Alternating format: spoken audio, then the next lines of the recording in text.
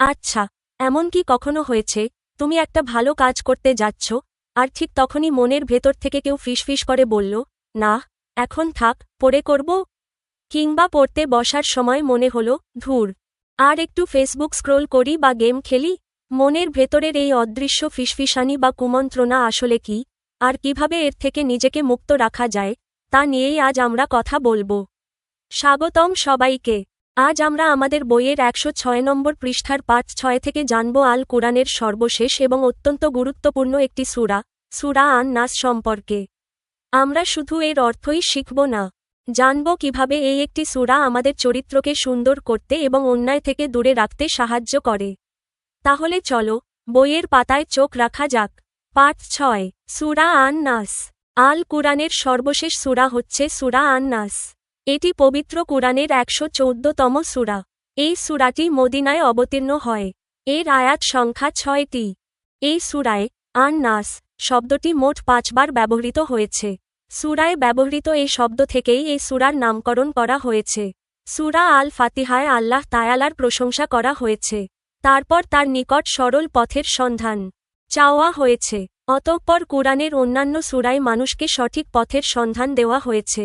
কিন্তু শয়তান মানুষকে সঠিক পথ থেকে বিরত রাখতে চায়। তাই সবশেষে এই সূরায় আল্লাহ পাকের নিকট শয়তান থেকে আশ্রয় চাওয়া হয়। এভাবে কুরআনের প্রথম থেকে শেষ পর্যন্ত সামঞ্জস্য বজায় রাখা হয়েছে। শব্দার্থ: আরবি শব্দ, বাংলা উচ্চারণ, বাংলা অর্থ। কুল, আপনি বলুন, তুমি বলো। আউ, আমি আশ্রয় চাই, আমি আশ্রয় প্রার্থনা করি, আমি শরণ নেই। রাব্বি, রব, প্রতিপালক। আন নাসি, মানুষ, মানবজাতি। মালিকি, মালিক, অধিপতি। ইলাহি, মাবুদ, উপাস্য। শাররি, অনিষ্ট, ক্ষতি। আল ওয়াসওয়াসি, কুমন্ত্রণাদাতা। আল খান্নাসি, আত্মগোপনকারী, শয়তান। ইউওয়াসুইসু, সে কুমন্ত্রণা দেয়। সুদূরী, বক্ষসমূহ, অন্তরসমূহ। আল জিন্নাতি, জিন। অনুবাদ: সূরা আন নাস। বিসমিল্লাহির রাহমানির রাহিম। দয়াময়, পরম দয়ালু আল্লাহর নামে। ১. কুল আউ বিরাব্বিন নাস। আপনি বলুন, আমি আশ্রয় চাই মানুষের প্রতিপালকের নিকট। ২. মালিকিন নাস, মানুষের অধিপতির নিকট। ৩. ইলাহিন নাস, মানুষের ইলাহ এর নিকট। ৪. মিন শাররিল ওয়াসওয়াসিল খান্নাস, আত্মগোপনকারী কুমন্ত্রণাদাতা, শয়তান, এর অনিষ্ট থেকে। ৫. আল্লাজি ইউওয়াসুইসু ফি সুদুরিন নাস, যে কুমন্ত্রণা দেয় মানুষের অন্তরে। ৬. মিনাল জিন্নাতি ওয়ান নাস, জিন এবং মানুষের মধ্য থেকে। সংক্ষিপ্ত অর্থ: বলুন, আমি আশ্রয় গ্রহণ করছি মানুষের পালনকর্তাদের, মানুষের অধিপতির, মানুষের ইলাহ আত্মগোপনকারী কুমন্ত্রণাদাতার অনিষ্ট হতে, যে মানুষের অন্তরে কুমন্ত্রণা দেয়, জিনের মধ্য থেকে এবং মানুষের মধ্য থেকে। ব্যাখ্যা: সূরা আন নাসের আয়াতসমূহে ২ প্রকারের আলোচনা রয়েছে। প্রথম ৩ আয়াতে মহান আল্লাহর ৩টি গুণের কথা উল্লেখ করা হয়েছে। এগুলো হল রব, মালিক ও ইলাহ। অর্থাৎ আল্লাহ তাআলাই মানুষের রব, মালিক ও ইলাহ। তিনি ব্যতীত আর কেউ এই ৩টি গুণের অধিকারী নয়। মানুষ হল তার বান্দা। সুতরাং মানুষের উচিত সর্বাবস্থায় আল্লাহর দিকে ফিরে যাওয়া। এভাবে সূরার প্রথম অংশে আল্লাহ তাআলার ৩টি গুণের উল্লেখ করে তার নিকট আশ্রয় প্রার্থনা করা হয়েছে। সূরার দ্বিতীয় অংশে শয়তানের কুমন্ত্রণা থেকে বেঁচে থাকার জন্য মহান আল্লাহর আশ্রয় কামনা করা হয়েছে। শয়তান মানুষের প্রকাশ্য দুশমন। সে গোপনে, প্রকাশ্যে, ঘুমন্ত অবস্থায়, জাগ্রত অবস্থায় সবসময় মানুষকে কুমন্ত্রণা দিয়ে থাকে। তার কাজই হল কুমন্ত্রণা দিয়ে মানুষের অন্তরকে বিপথগামী করা। মানুষ যেন আল্লাহ তাআলাকে ভুলে যায়, তার ইবাদত না করে ইত্যাদি কুমন্ত্রণা শয়তান দিয়ে থাকে। শয়তান শুধু জিনই নয় বরং মানুষের মধ্যেও শয়তান রয়েছে। মানুষ শয়তানও অন্যকে প্রতারিত করে, দিন থেকে দূরে সরিয়ে নেয়। এসব শয়তান থেকে আল্লাহ তাআলার আশ্রয় ব্যতীত বেঁচে থাকা সম্ভব নয়। এজন্য এই সূরায় শয়তানের সকল কুমন্ত্রণা ও অনিষ্ট থেকে বেঁচে থাকার জন্য আল্লাহ তাআলার নিকট আশ্রয় প্রার্থনা শিক্ষা দেওয়া হয়েছে। নৈতিক শিক্ষা: আল্লাহ তাআলা আমাদের প্রতিপালক, তিনিই আমাদের মাবুদ, আমাদের সকল কিছুই তার দান। তিনিই সমগ্র বিশ্বজগতের প্রকৃত অধিপতি।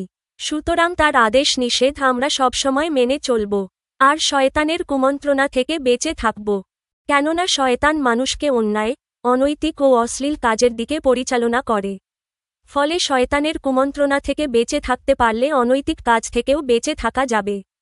কাজ: শিক্ষার্থী পাশের বন্ধুকে সূরা আন নাসের অর্থ ও নৈতিক শিক্ষা শোনাবে। পবিত্র কুরআনের 114তম এবং সর্বশেষ সূরা হচ্ছে সূরা আন নাস। নিচে এই সূরার সংক্ষিপ্ত অর্থ ও এর থেকে প্রাপ্ত মূল নৈতিক শিক্ষাগুলো সহজ ভাষায় তুলে ধরা হল। সূরা আন নাসের সংক্ষিপ্ত অর্থ: বলুন, আমি আশ্রয় গ্রহণ করছি মানুষের পালনকর্তাদের, মানুষের অধিপতির, মানুষের ইলাহ আত্মগোপনকারী কুমন্ত্রণাদাতার অনিষ্ট হতে, যে মানুষের অন্তরে কুমন্ত্রণা দেয়, জিনের মধ্য থেকে এবং মানুষের মধ্য থেকে। এই সূরার প্রথম 3 আয়াতে মহান আল্লাহর 3টি বিশেষ গুণের কথা বলে তার কাছে আশ্রয় চাইতে বলা হয়েছে। রব, প্রতিপালক; মালিক, অধিপতি; ইলাহ, মাবুদ, উপাস্য। আর পরের 3 আয়াতে প্রকাশ্য ও গোপন শত্রু, শয়তানের সব রকমের অনৈতিক কুমন্ত্রণা ও ক্ষতি থেকে আল্লাহর নিকট নিরাপত্তা প্রার্থনা করা হয়েছে। সূরা আন নাসের নৈতিক শিক্ষা। সূরা আন নাস কেবল মুখস্থ করার জন্য নয়, আমাদের দৈনন্দিন জীবনে এর গভীর নৈতিক গুরুত্ব রয়েছে।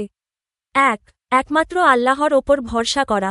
এই সূরা আমাদের শেখায় যে, মহান আল্লাহই আমাদের একমাত্র প্রতিপালক, মালিক এবং মাবুদ। তাই যেকোনো ভয়, বিপদ বা মানসিক দুশ্চিন্তায় অন্য কারো কাছে নয়, বরং একমাত্র আল্লাহর কাছেই আশ্রয় ও সাহায্য চাইতে হবে। 2. অদৃশ্য ও দৃশ্যমান শত্রু সম্পর্কে সচেতনতা। সূরায় স্পষ্ট করা হয়েছে যে, শয়তান শুধু জিন জাতির মধ্যেই থাকে না, মানুষের মধ্যেও মানুষ শয়তান থাকে। যারা আমাদের খারাপ বন্ধু বা কুচক্রী মানুষ হিসেবে অন্যায় ও অনৈতিক কাজের পরামর্শ দেয়, তারা মূলত মানুষ শয়তান। এদের থেকে আমাদের সবসময় সাবধানে থাকতে হবে। 3. অনৈতিক ও মন্দ কাজ থেকে দূরে থাকা। শয়তানের মূল কাজই হল মানুষের মনে গোপনে কুমন্ত্রণা, ওয়াসওয়াসা দেওয়া, যেন মানুষ চুরি, মিথ্যা, হিংসা বা অশ্লীলতার মতো খারাপ কাজে লিপ্ত হয়। এই সূরা নিয়মিত পাঠ করলে এবং এর অর্থ অন্তরে ধারণ করলে সব ধরনের অনৈতিক কাজ থেকে দূরে থাকা সহজ হয়। 4. আত্মশুদ্ধি ও চরিত্র গঠন। শয়তানের কুমন্ত্রণা থেকে নিজেকে মুক্ত রাখার চেষ্টা করার অর্থই হল নিজের চরিত্রকে সুন্দর করা। আমরা যখনই কোনো অন্যায় কাজের চিন্তা মাথায় আনব, তখনই আল্লাহর কথা স্মরণ করে তা থেকে বিরত থাকাই এই সূরার মূল নৈতিক শিক্ষা। এক নজরে মূল কথা, আল্লাহ আমাদের সৃষ্টি করেছেন এবং তিনিই আমাদের রক্ষা করবেন। শয়তান আমাদের অন্যায় পথে ডাকবে, কিন্তু আল্লাহর ওপর বিশ্বাস রেখে আমাদের সবসময় সঠিক ও নৈতিক পথে চলতে হবে। سورة الناس. بسم الله الرحمن الرحيم. قل أعوذ برب الناس، ملك الناس، إله الناس، من شر الوسواس الخناس، الذي يوسوس في صدور الناس من الجنة والناس।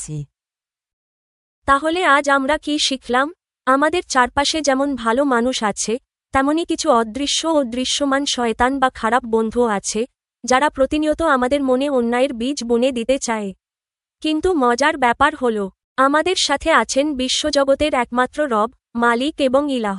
তার ওপর ভরসা রাখলে কোনো কুমন্ত্রণাই আমাদের ক্ষতি করতে পারবে না। আজকের ক্লাসটি যদি তোমাদের একটুও উপকারে এসে থাকে, তবে গাইড বইয়ের মুখস্থ বিদ্যা ছেড়ে বুঝে শেখার এই আনন্দকে ছড়িয়ে দাও তোমার বন্ধুদের মাঝেও। কোনো প্রশ্ন বা মতামত থাকলে ঝটপট কমেন্টে জানিয়ে দাও। আর হ্যাঁ, এমন সব দারুণ শিক্ষণীয় ভিডিও নিয়মিত পেতে চ্যানেলটি সাবস্ক্রাইব করতে এবং ভিডিওটি শেয়ার করতে একদম ভুলো না কিন্তু। দেখা হচ্ছে আগামী ক্লাসে, ততক্ষণ সবাই ভালো থেকো, নৈতিক পথে থেকো। ধন্যবাদ।